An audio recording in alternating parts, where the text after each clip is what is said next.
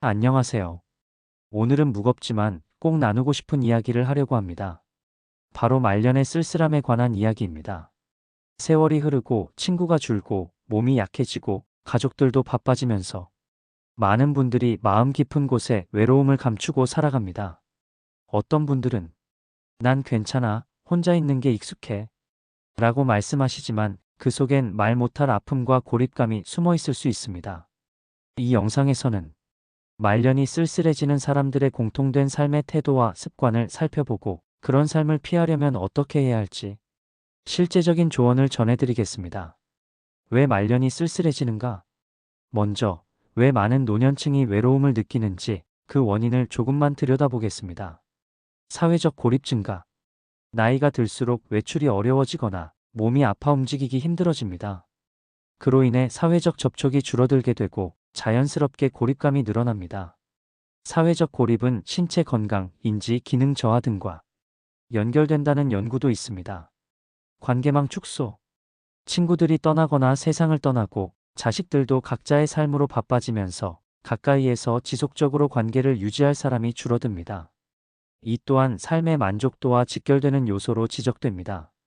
자신감과 역할 상실, 은퇴, 신체 능력 저하, 사회적 역할 감소 등이 나는 쓸모없는 사람인가라는 생각을 부추기고 대화를 꺼리게 만듭니다.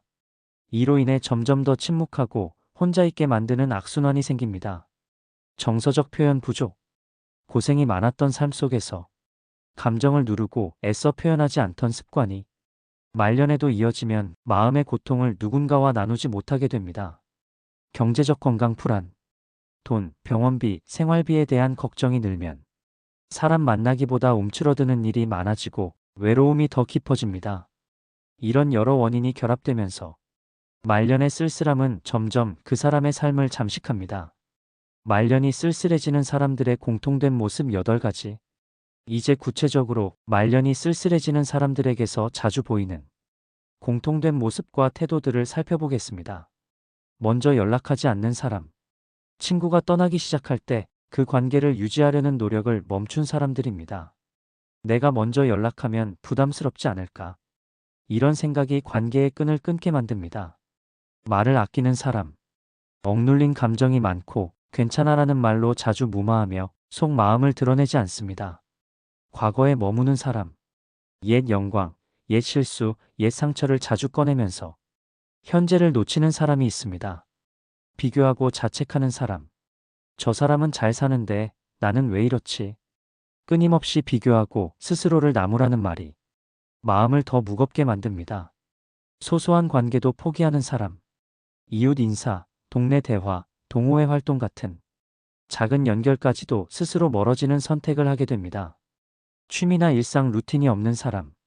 이제 할 게 없네라는 말을 자주 하고 하루가 흐르는 대로 내버려두는 경우가 많습니다. 기술을 멀리하는 사람. 스마트폰, 영상통화, 인터넷 활용 같은 현대적 소통 수단을 배우거나 사용하지 않으면 멀리 있는 사람들과의 거리감이 커집니다. 감사 표현이 적은 사람. 하루하루 작은 기쁨이나 사람에게 고맙다, 덕분이다라는 인사를 잘하지 않습니다. 이런 모습들이 하나둘 쌓이면 말년의 삶은 점점 더 외롭고 무거워집니다. 절대 이렇게 살지 마세요. 7가지 변화 전략. 이제 말년을 쓸쓸하게 살지 않기 위해 구체적으로 실천할 수 있는 7가지 변화 전략을 말씀드릴게요. 1. 먼저 손 내밀기, 먼저 연락하기. 아무리 사소해 보여도 짧은 문자, 전화 한 통이 관계의 끈을 놓지 않게 해줍니다. 친구, 이웃, 가족 누구든 먼저 연락하는 사람이 되세요. 이 작은 용기가 말년의 외로움을 막는 가장 강한 방패가 됩니다. 2. 감정 표현 연습하기. 속마음을 조금씩 드러내세요. 오늘 좀 외롭네. 이런 일이 있어서 힘들었어. 이런 말이 누군가의 귀를 열게 만듭니다. 감정 표현은 부끄러운 걸 멈추고 관계를 진짜로 이어주는 다리가 됩니다. 3. 일상의 의미와 루틴 채우기. 하루를 그냥 흘려보내지 말고 작은 기쁨을 만드는 루틴을 만드세요. 아침 햇살 보기, 차 한 잔 천천히 마시기, 짧은 산책, 책 읽기, 손편지 써보기. 이런 루틴이 쓸쓸함의 틈새를 메꿔줍니다. 4. 커뮤니티 활동 참여하기. 동호회, 교회, 복지관, 독서 모임, 취미 모임. 작은 모임이라도 참여하는 것이 중요합니다.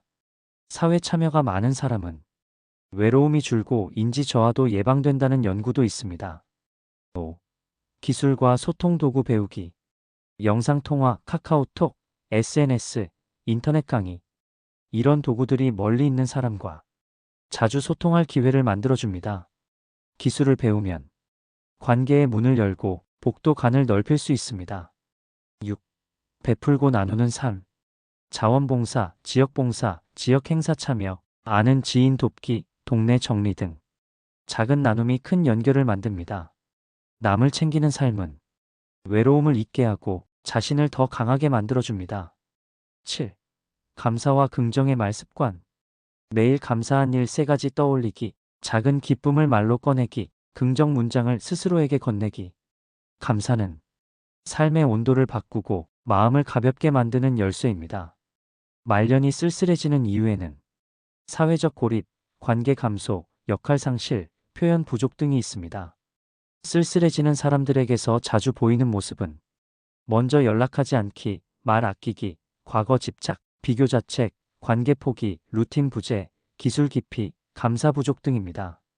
절대 이렇게 살지 않기 위해서는 먼저 연락하기, 감정 표현하기, 일상 루틴, 커뮤니티 참여, 기술 활용, 나눔, 감사 습관 등 7가지를 실천하는 것이 중요합니다. 이 영상이 당신의 말년이 더는 쓸쓸하지 않고 따뜻하고 의미 있는 시간이 되도록 작은 돌보미가 되었으면 좋겠습니다. 감사합니다.